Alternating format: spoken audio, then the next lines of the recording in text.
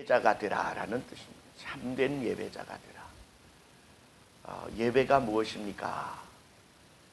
그렇게 질문한다면 하나님이 이 세상을 창조하신 이유가 예배 받으시기 위하여 창조하셨습니다.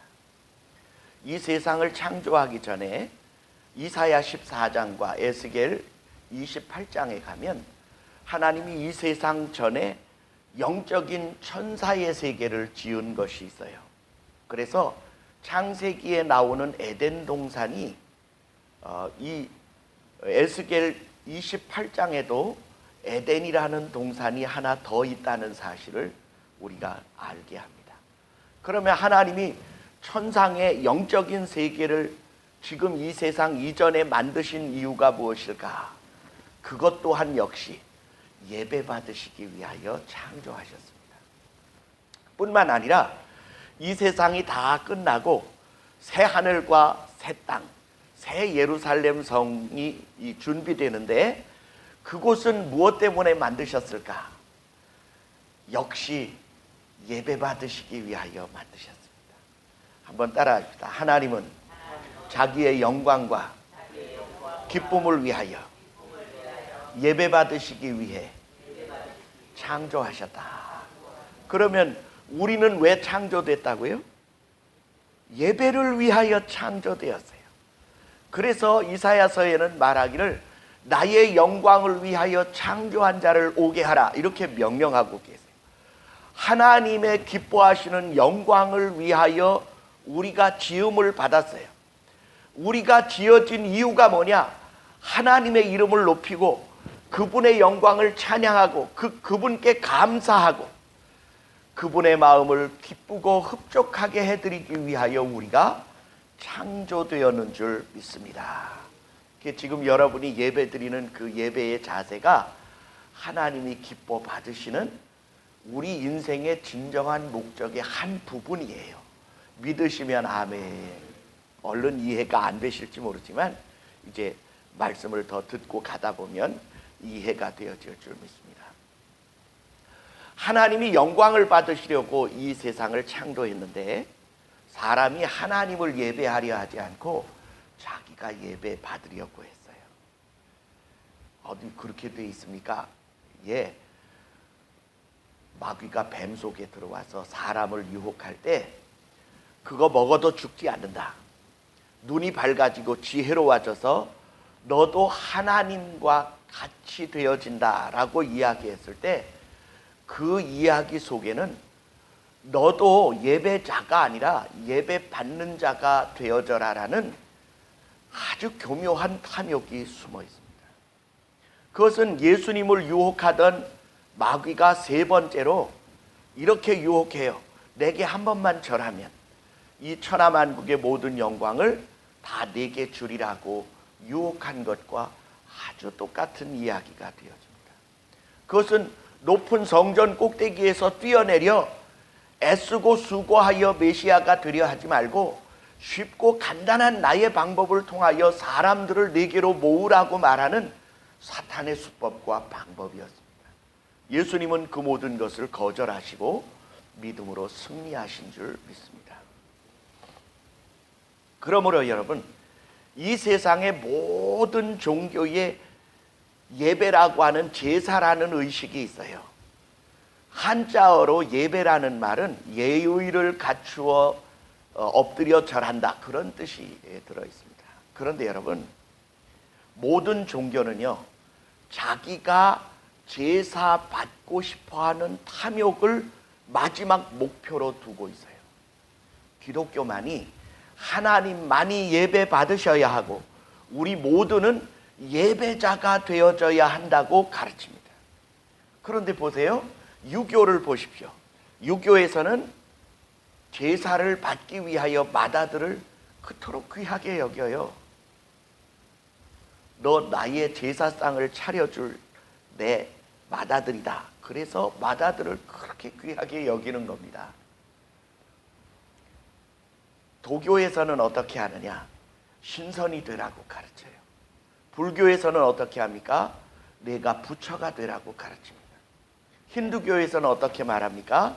내가 브라만이 되라고 가르칩니다. 심지어는 신흥 종교인 저 마음수련이나 단학이라고 하는 곳에서는 그 이성헌이라는 사람이 뭐라고 말하냐면 자기가 살아있는 하나님이라고 말하고 각각이 다 깨달아 마음의 눈을 열면 자기가 부처임을, 자기가 하나님임을 알게 된다고 말하면서 그 수련의 마지막 과정이 신이 되는 것이라고 가르칩니다. 처음 듣는 것 같이 들으시는데 요가에서도 그 요가라는 말 자체가 신과 합일하여 신의 그 격까지 내가 등극하라고 가르치는 거예요. 그러므로 여러분, 이 세상의 모든 기독교를 제외한 종교들은요, 사탄이 그 종교의 교리를 만들고 그 교리가 하나님을 대적하도록 되어 있다는 사실을 인식해야 합니다.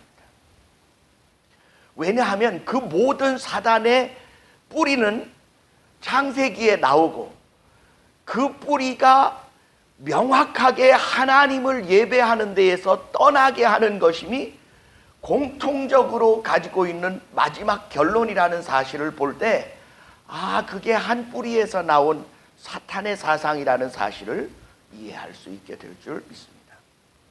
그러므로 여러분, 예배가 뭐냐 그렇게 묻는다면 예배는 지어진 우리가 지어진 목적대로 하나님을 기쁘시게 하기 위한 최고의 행위가 예배인 줄 믿습니다. 그런데 이 예배라는 말의 그 어원은 어디에서 나오느냐 하면 제사에서 나왔습니다. 이 창세기에 보면 제사를 양으로 제물을 삼아, 소로 제물을 삼아, 비둘기나 또는 곡식으로 제물을 삼아 하나님께 예배하도록 되어 있고, 그것을 제사라 하는데, 제사에는 기본적으로 갖춰야 할 것이 있어요. 제사장이 있어야 하고, 제물이 있어야 하고, 제단이 있어야 하고, 불이 있어야 합니다. 이게 제사에 기본적으로 갖추어야 할 것들입니다. 그것이 구약 성경 율법에 자세하게 레위기에 제사법들이 나오고 있지요. 5대 제사가 무엇입니까? 번제, 소제, 화목제, 속죄제, 속건제. 그 외에 뭐 자원제가 있고 서원제가 있고 낙헌제가 있고 이런 감사제가 있고 여러 제사가 있지만, 그런 제사들을 다 망라한 5가지의 제사가 5대 제사예요. 그런데 이 5대 제사가 누구의 그림자냐 하면 예수 그리스도의 그림자입니다. 레위기 23장으로 가면 이 5대 제사의 이유와 그리고 7절기에 대한 이유가 자세히 기록되어 있는데, 그 결론이 뭐냐 하면 바로 죄인된 우리가 죄사함 받고 하나님께 어떻게 나아가 예배해야 하고 어떠한 삶을 살아야 마땅한지를 가르쳐주는 제사법이 율법에 자세히 기록되어져 있습니다. 그런데 여러분, 이스라엘 백성들은 제사에 실패를 많이 했어요. 이유가 뭐냐 하면 형식은 남았는데 제사의 진정한 의미를 잊어버렸기 때문입니다. 저는 오늘날 많은 교회에서 드려지는 제사들, 예배들이 정말로 하나님이 원하시는 진정한 예배냐라는 데 의문을 좀 가집니다. 그 이유가 뭐냐 그렇게 묻는다면, 신약시대에 들어와서 히브리서는 이렇게 말해요. 예수 그리스도는 자기의 몸으로 구약의 율법의 5대 제사의 모든 필요를 단번에 충족시키셨다고 기록하고 있습니다. 모든 제물의 희생을 자기의 몸으로 갚으셨다고 기록하고 계십니다. 그러므로 히브리서에서는 뭐라고 기록하고 있느냐 하면, 예수 그리스도는 참된 안식이며 참된 제사장이며 참된 성막과 성전이시며, 예수 그리스도는 참된 대제사장이시며 그리고 제단이시다, 이렇게 가르치고 있어요. 이 말이 무슨 뜻이냐 하면, 예수 그리스도 한 분의 헌신되고 희생되어진 십자가의 이 제사가 구약의 수많은 제사들의 원형이고, 구약 제사에 나타난 수많은 제사들은 장차 오셔서 우리를 위하여 십자가에 자기를 희생하여 희생의 제물이 되실 예수 그리스도의 그림자적 사건으로 기록되어 있다고 하는 사실입니다. 그러므로 여러분, 이 요한복음 4장으로 가면 예수님께서 유다에서 저기 유대에서 갈릴리로 가려면 유다도 그 다음에 갈릴리도 가운데에가 사마리아도가 있었어요. 그런데 이게 우리나라 말하면 도로 봐야죠. 예루살렘이 있는 이 유대에서 저 북쪽에 있는 갈릴리 도로 가려면 이스라엘 백성들은 사마리아 사람들은 더러워진 사람들이라고 해서 이렇게 먼 길을 우회해서 직선으로 가지 않았어요. 왜냐하면 더러운 사람들에게 더러운 죄가 옮을까봐 비껴간 것이죠. 그런데 예수님은요, 요한복음 4장에 보니까 유대에서 갈릴리로 가실 때 사마리아로 직행하셨습니다. 그리고 어디로 가시느냐 하면 야곱의 우물가에 가셔서 쉬시게 돼요. 행로에 권하여 우물가에 걸터 앉으십니다. 그리고 제자들은 점심때가 되었으니까 그들에게 제6시는 12시쯤, 우리의 12시쯤 되니까 점심 식사를 준비하기 위하여 동네로 들어간 사이에 예수님이 혼자 남으셨어요. 그때 한 여자가 물동이를 가지고 물을 길러 왔어요. 이 여자는 남편이 5이나 있었고 지금 사는 남편도 자기 남편이 아닌 여자입니다. 죄가 많은 여자지요. 이 여자가 한낮에 이 우물가에 온 이유가 뭐냐 하면 대부분 유대 여자들은요, 해 뜨기 전, 해 지고 난 후에 시원할 때 물을 기르러 오는 게 일반적인 일이래요. 그런데 이 여자는 한낮에 왔어요. 왜냐하면 자기를 흉보고 비축되는 사람들을 피하기 위하여 아무도 물 기르러 오려 하지 않는 한낮에 물을 기르러 왔다가 누구를 만나느냐 하면 예수님을 만납니다.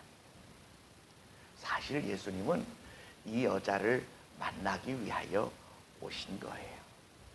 근데 여러분, 그 여자가 물을 길려 하자 예수님이 그 여자에게 말합니다. 여자야, 내게 물을 좀 달라. 그러니까 여자가 빈정거리며 이렇게 얘기해요. 유대인은 이방인을 더럽다고 상종 안 하는데 당신은 유대인인데 이방인인 여자에게 물을 좀 달라 하나이까? 이렇게 질문해요. 그러니까 예수님이 너에게 물을 좀 달라 하는 내가 누구인지 알았다면 하나님의 선물과 생수를 내게 주었으리라. 그러니까 아니, 이 우물은 깊고 물을 기를 그릇이 없는데 어디서 그 생수를 구합니까? 그랬더니 예수님이 대답하십니다. 이 물을 마시는 자는 다시 목마르게 되겠지만 내가 주는 물을 먹는 자는 다시 목마르지 아니하리니 영원하도록 그 배에서 생수의 샘이 솟아날 것이다. 그러니까 여자가 이렇게 말해요. 그런 물이 있으면 저 좀 주십시오. 그러면 내가 목마르지도 않고 물을 길러 여기 오지 않아도 되겠습니다. 그랬더니 예수님이 조용한 말로 말씀하십니다. 네 남편을 데려오라. 그러니까 여자가 대답해요. 저는 남편이 없습니다. 그랬더니 예수님이 예전에 내 남편이 5이나 있고 지금 사는 남편도 네 남편 아니니 남편 없다는 말이 맞지.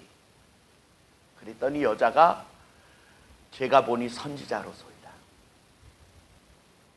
그리고는 제가 한 가지 질문할 것이 있습니다. 여기 이 사마리아 사람들은 여기 이 그리심산에서 예배해야 하나님께 예배가 바로 드려질 수 있다 이렇게 말하고, 유대인들은 하나님께 예배할 곳이 예루살렘에 있다고 말하는데 어디서 예배하는 것이 옳습니까?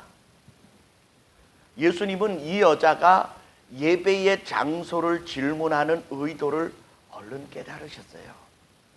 이 여자는 왜 자기 남편이 5이나 있었고 지금도 그 남편이 자기 남편 아니라는 예수님의 말씀에 발끈하지 않고 예배와 제사를 드릴 장소를 질문했냐 하면 저 죄인 맞습니다.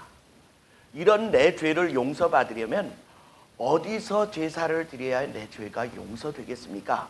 그렇게 질문한 거예요. 그랬더니 예수님이 대답하십니다. 이곳에서도 말고 예루살렘에서도 말고 아버지께 참으로 예배할 때가 오나니 곧 이때라.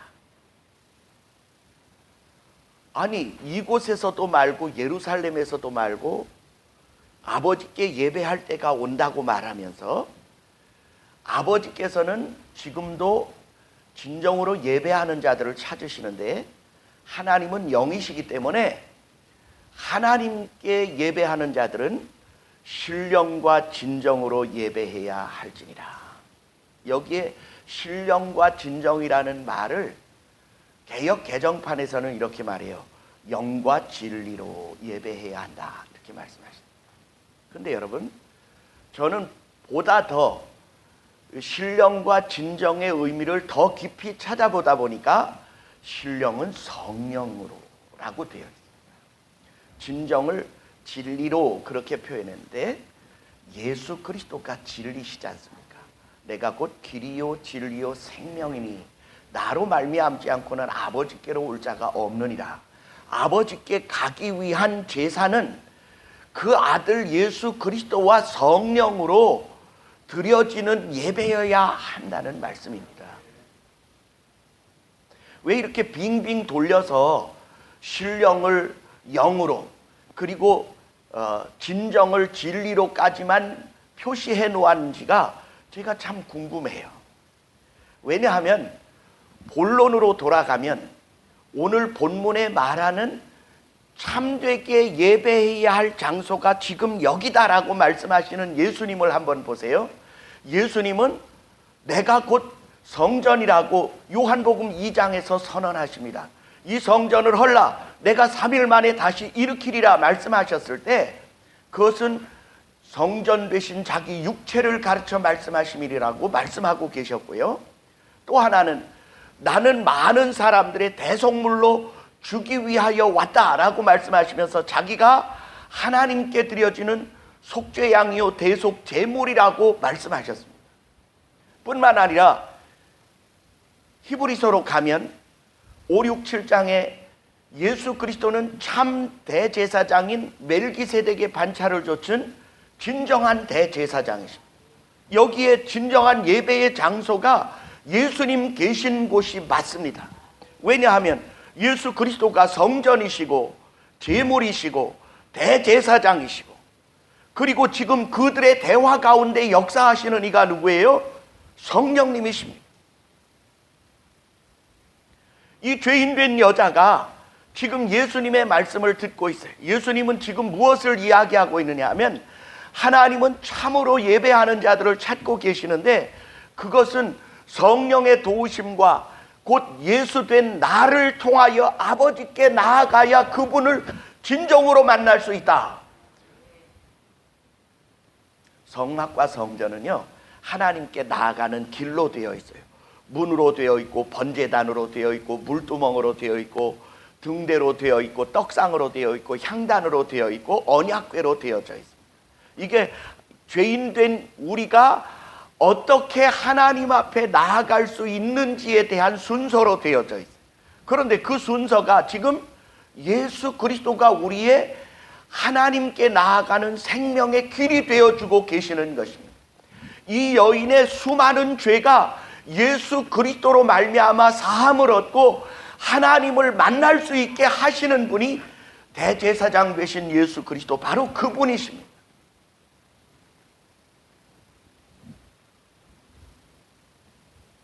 여자가 말합니다. 메시아라 하는 그리스도가 오실 줄을 내가 아노니 그가 오시면 모든 것을 우리에게 알게 하실 것입니다. 그랬더니 예수님이 대답하세요. 내가 그니라. 내가 바로 그 메시아요 그리스도다. 이 여인의 배에서 생수가 터져 나왔어요. 증거가 뭐냐? 물동이를 가져왔을 땐 물 길러 왔는데 물동이를 버려두고 동네로 들어갔어요. 그리고는 이렇게 소리칩니다. 사람들을 피해 다니던 이 여자가 동네 가운데로 가서 자기의 부끄러운 과거를 크게 소리질러 외칩니다. 나와 보시오. 나의 행한 이전의 일을 말한 이 사람이 메시아 아니십니까? 나와 보시오. 나의 과거를 아는 이분이 메시아 아니시겠습니까? 나와 보시오.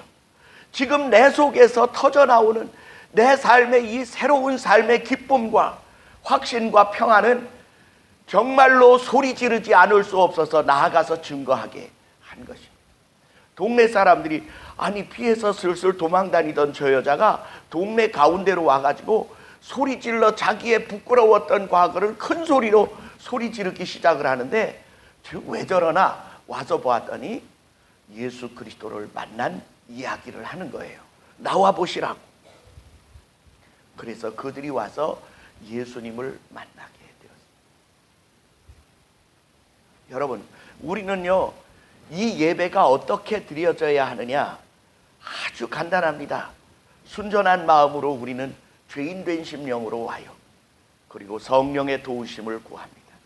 나를 위하여 채찍질 당하시고 십자가에 모진 고난과 물과 피를 다 쏟으신 그분의 이름을 힘입어 나와 앉아 예배합니다. 그러면 주님은요 기꺼이 나의 더러움을 정결케 하시고 내 대신 제물이 되어주시고 내게 하늘의 새 마음과 새 뜻을 품을 수 있는 하나님의 사랑과 은혜가 우리 속에 샘솟듯 솟아나게 하실 줄 믿습니다.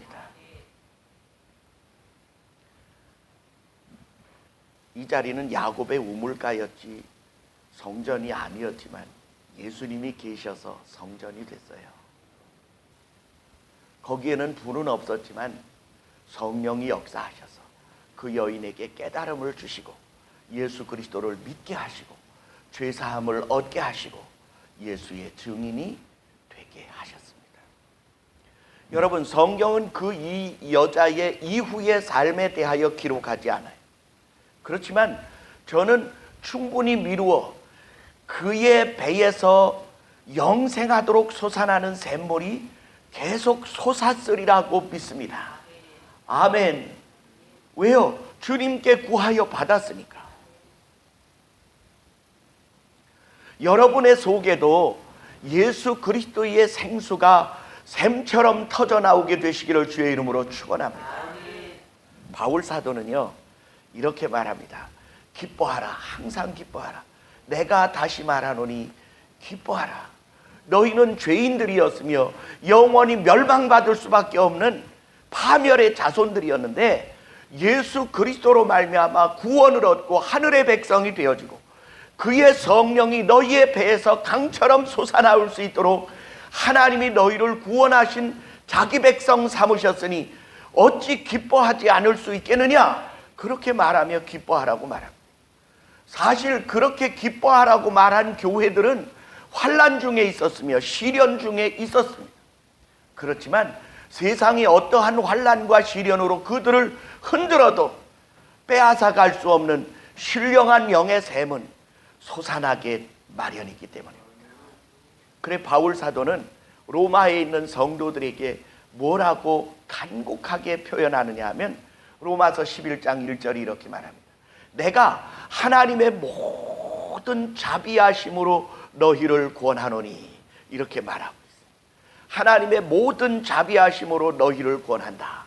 그런데 그 바로 앞절에 무엇이 나오느냐 하면 우리 한번 찾아가 봅시다. 아주 중요한 구절이에요.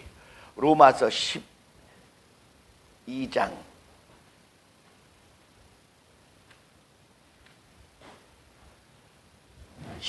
1절 바로 앞은 로마서 11장 36절입니다. 그 36절을 한번 읽어볼까요? 다 같이 시작. 이는 만물이 주에게서 나오고 주로 말미암고 주에게로 돌아감이라. 영광이 그에게 세세에 있으리로다. 아멘. 그러므로 형제들아 내가 하나님의 모든 자비하심으로 너희를 권하노니 이 말이 무슨 뜻입니까? 만물이 주에게서 나오고 주를 위하여 있고 주께로 돌아가는 그 영광 받으실 그 영원한 하나님의 모든 자비하심으로 너희를 권한다. 그렇게 말하는 거예요. 창조주 하나님, 과거에 역사하시던 지금 역사하시고 장래에도 우리를 영원히 이끌어 가실 그 거룩하시고 큰 하나님의 모든 자비하심으로 너희를 권하노니. 뭘 권할까요?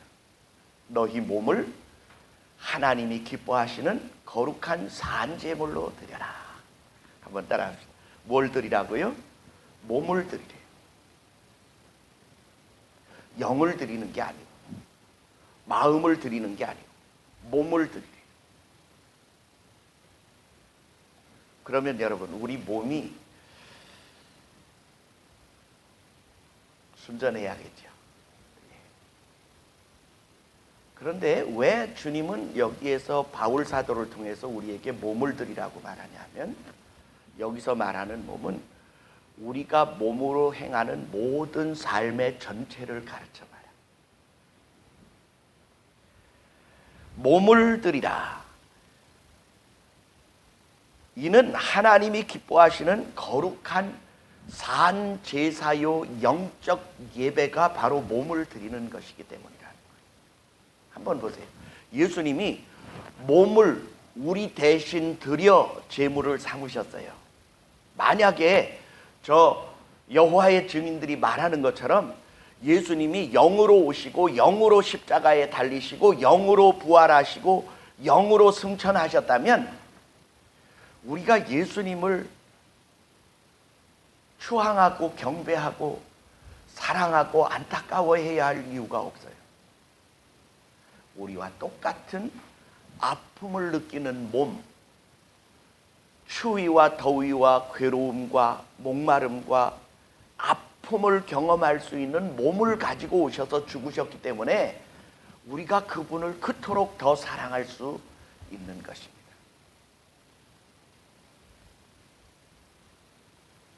몸이 없이 영으로 그냥 현현되어진 어떤 형체로 오셔서 죽은 척 했다면 그건 사기 아닙니까?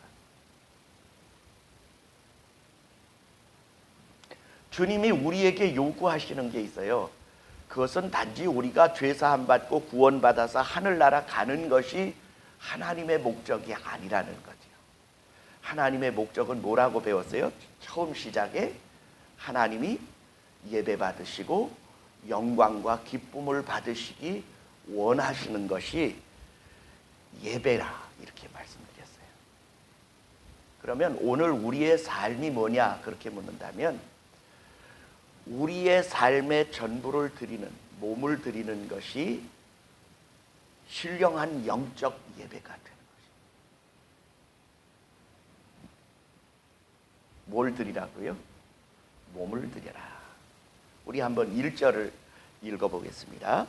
그러므로 형제들아, 내가 하나님의 모든 자비하심으로 너희를 권하노니 너희 몸을 하나님이 기뻐하시는 거룩한 산 제사로 드리라. 이는 너희의 드릴 영적 예배니라. 왜 그런지를 2절이 잘 설명하고 있어요. 너희는 이 세대를 본받지 말고, 이 세대는 어떤 세대냐 하면 우리의 몸을 더럽히는, 우리의 몸을 악용하는 시대, 우리의 몸을 추악하고 사악한 사단의 도구로 삼는 시대예요.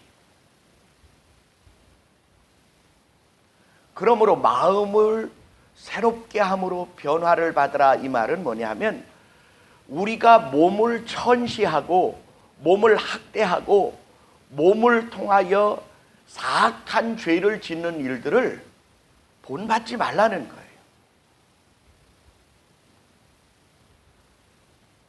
그것은 결국은 무엇까지 타락하게 하는 것이냐 하면 몸을 더럽히면 마음까지 타락하게 되어집니다.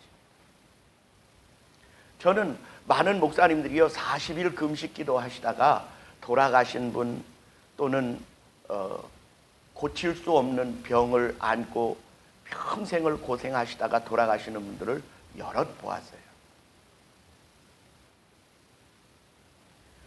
그분들이 자기의 생명을 하나님께 드려 거룩한 도구로 크게 쓰임 받겠다고 40일 금식하시다가 병이 들었으니까 하나님 책임지시겠지 그렇게 생각하겠지만 저는 생각이 조금 다른. 오늘 우리의 몸은 나의 탐욕을 위하여 주어진 것도 아니고 주님의 뜻과 관계없이 내가 크게 쓰임 받겠다고 욕심을 부리는 것도 그 몸이 해야 할 일이 아닌 줄 믿습니다.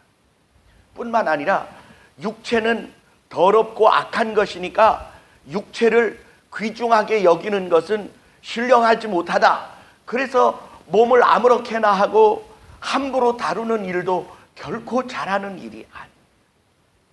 이 몸이 결국은 하나님의 거룩한 영적인 예배들과 그리고 그분이 기뻐하는 거룩한 삶을 위하여 쓰여져야 할 귀중한 도구예요.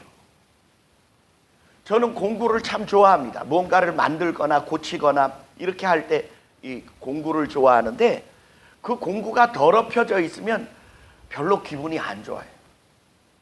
저는 모든 공구를 아주 날카롭게 갈아 놓습니다. 언제 쓰더라도 잘 들려지게 하기 위하여. 톱날이 다 뭉그러져서 나무에다 대고 썰면 힘만 들고 나무는 썰려지지 않는 것은요, 전 막 견딜 수가 없어요. 그것도 제 강박관념 중에 하나인지는 모르겠지만 칼이든지 톱이든지 망치든지 어떤 도구가 됐든지 늘 깨끗이 준비되어 있는 상태, 날카롭게 연마되어 있는 상태가 참 좋습니다. 근데 여러분, 하나님은 우리의 삶이 어떠기를 원하시냐 하면 자기의 영광을 위하여 주님 쓰시기를 원하실 때 가장 주님의 손에 쓰임받기에 합당한 존재로 준비되어 있는 상태가 아름답다고 믿습니다. 여기에 보니까 너희는 이 세대를 본받지 말고 마음을 새롭게 함으로 변화를 받아 아버지의 선하시고 기뻐하시고 온전한 뜻이 무엇인지 분별하도록 하라 이렇게 말씀하셨는데, 저는 여기에 이 세 가지 아버지의 선하시고 기뻐하시고 온전하신 뜻이 무엇이냐 이렇게 묻는다면 그 아들 예수 그리스도의 삶이다 이렇게 설교하고 싶어요. 왜냐하면 예수님의 삶은 언제나 하나님을 기쁘시게 하셨기 때문입니다. 예수님이 이렇게 말씀하십니다. 아버지께서 항상 나와 동행하시고 나를 한시 동안도 떠나지 아니하신 것은 내가 항상 아버지를 기쁘게 하였기 때문이라고 말하고 있습니다.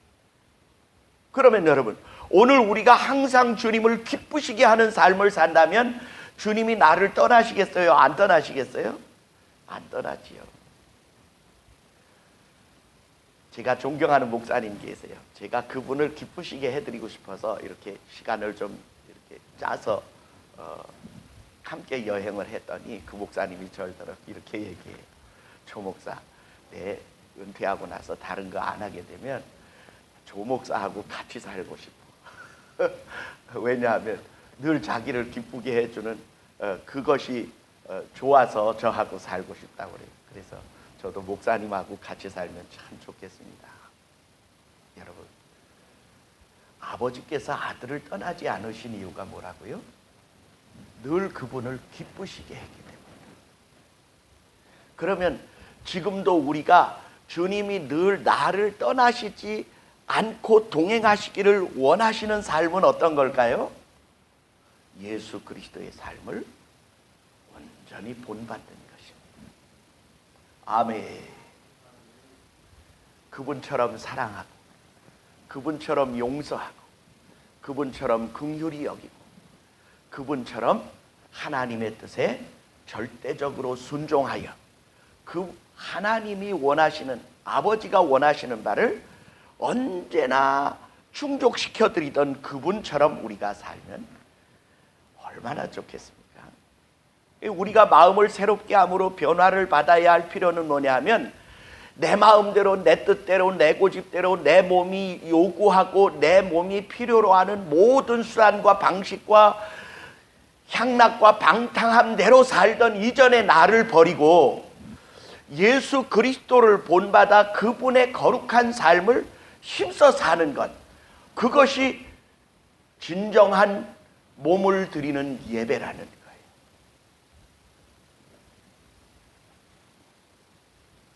호세아서 6장 6절을 보니까 이렇게 말씀하고 있어요. 나는 인애를 원하고 제사를 원치 아니하노라. 우리 한번 따라합시다. 나는 인애를 원하고 제사를 원치 아니하노라.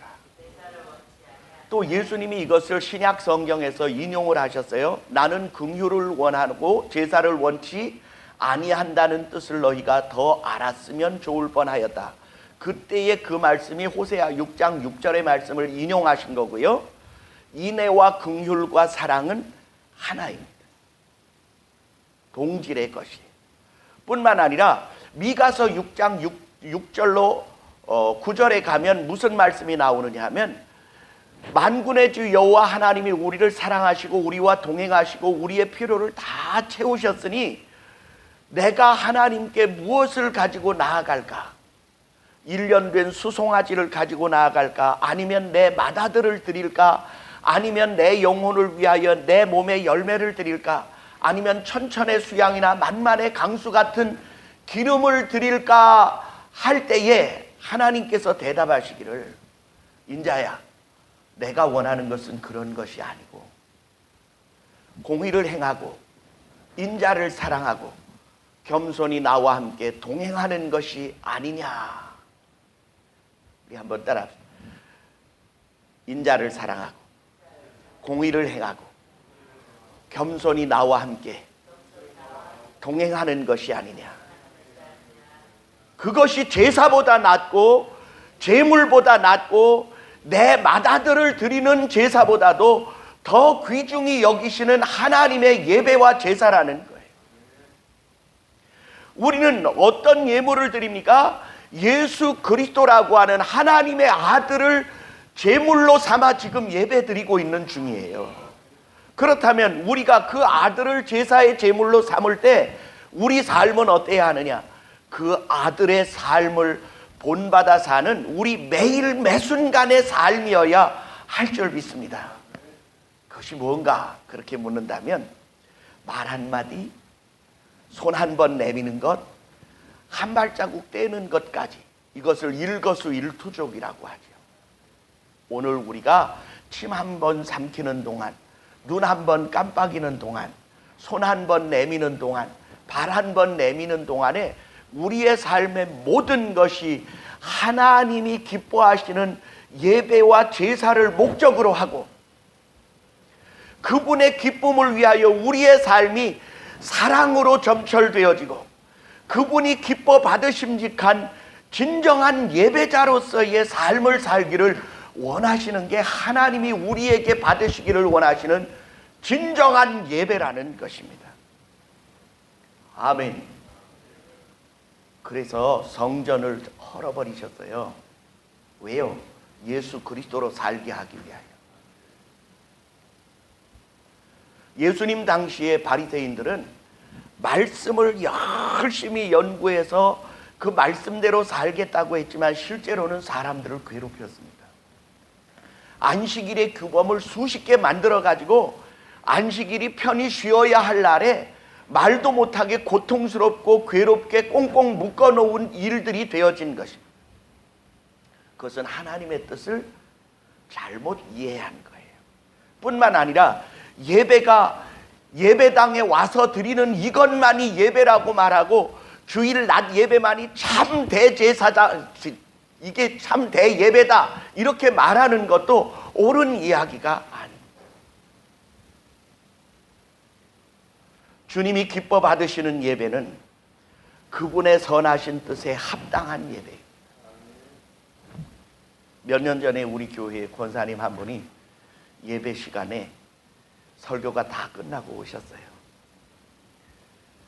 왜 그렇게 지각을 하셨나 나중에 알아보았더니 예배당 오느라고 버스를 탔는데 약간 부족한 학생 아이 하나가 타가지고 왜 내가 원하는 방향으로 이 버스가 안 가느냐고 난리가 난 거예요.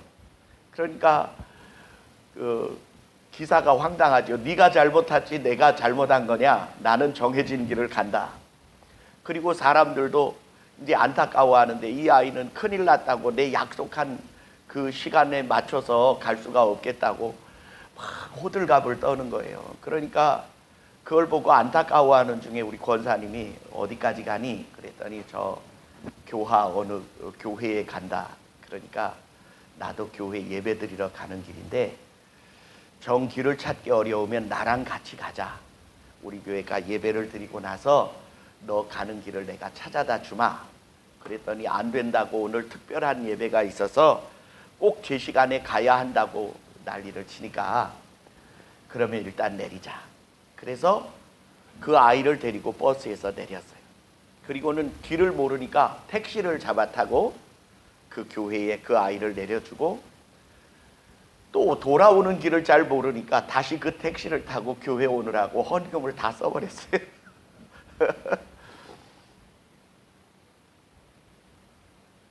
그 주에 바로 호세아 6장 강해를 했어요. 참된 예배의 의미가 무엇인지에 대하여 호세아 6장을 강해했는데 제가 그 권사님에게 그런 이야기를 했어요. 몸으로 드리는 제대로 된 예배를 드리고 오셨습니다. 그 아이에게도 그 기사에게도 그 버스에 탄 사람들에게도 그 아이에 관계된 많은 사람들에게도 과연 예수 믿는 사람이 다르다. 정말로 하나님을 섬기는 사람들은 우리와 생각도 행동도 다르다고 하나님이 얼마나 기뻐하셨겠느냐. 그런 이야기를 나눈 적이 있습니다. 전 여러분에게 권해요. 물론 우리 예배 이렇게 형식을 갖춰서 정해진 장소에서 드리는 예배 참으로 중요합니다. 그 예배를 많이 드려야죠. 그러나 정말로 중요한 예배는 우리의 삶의 전부를 드리는 예배. 그것이 로마서 12장 1절로 2절입니다. 내가 하나님의 모든 자비하심으로 너희를 권하노니 너희 몸을 하나님이 기뻐하시는 거룩한 산제물로 드리라. 이는 너희의 드릴 영적 예배니라. 너희는 이 세대를 본받지 말고 마음을 새롭게 함으로 변화를 받아 아버지의 선하시고 기뻐하시고 온전하신 뜻이 무엇인지 분별하도록 하라. 그리하여 예수 그리스도를 본받아 그분이 그분을 기쁘시게 하듯 우리도 하나님을 기쁘시게 하는 참된 예배자 되시기를 주의 이름으로 축원합니다. 기도하겠습니다. 사랑의 아버지 하나님,